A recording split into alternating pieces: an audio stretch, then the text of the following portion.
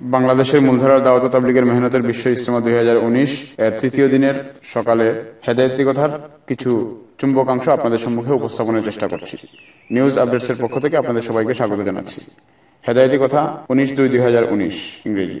হযরত জি মাওলানা ইনামুল হাসান সাহেব রহমতুল্লাহি আলাইহি বলেন, জান কুরবানি করার চেয়ে আমাদের জাহাদ কুরবানি করা বেশি জরুরি। আমাদের সমস্ত গাস্তের উদ্দেশ্য হলো মানুষকে মসজিদের সাথে জোড়ানো। মুসলমানদের মসজিদের সাথে সম্পর্ক যত বাড়বে তত আল্লাহর মদদ ও নুসরত তার দিকে রুজু হবে। আমাদের দাওয়াতের ময়দান তো সর্বত্র বাজার, ঘর, দোকান ইত্যাদি, কিন্তু তরবিয়ত ও ইসলাহের জায়গা হলো মসজিদ। তালিমের মধ্যে 3 কাজ হবে: 1 কোরআনে মশক, 2 রোজানা 1.5 ঘন্টা, সকালে তালিমে মুনতাখাব হাদিস পড়ব ইনশাআল্লাহ, 3 বিকালের তালিমে জোহর বাদ 1.5 ঘন্টা ফাজাইলে আমল ও ফাজাইলে সাদাকাতের তালিম হবে। আর তারুফি কথায় একজন এলান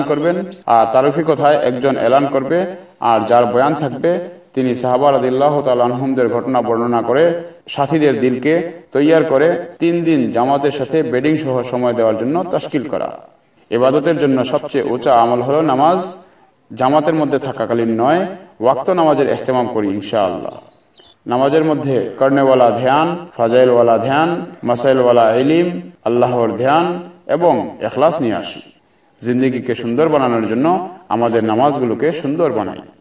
যার নামাজ যত সুন্দর হবে তার জিন্দেগি তত সুন্দর হবে।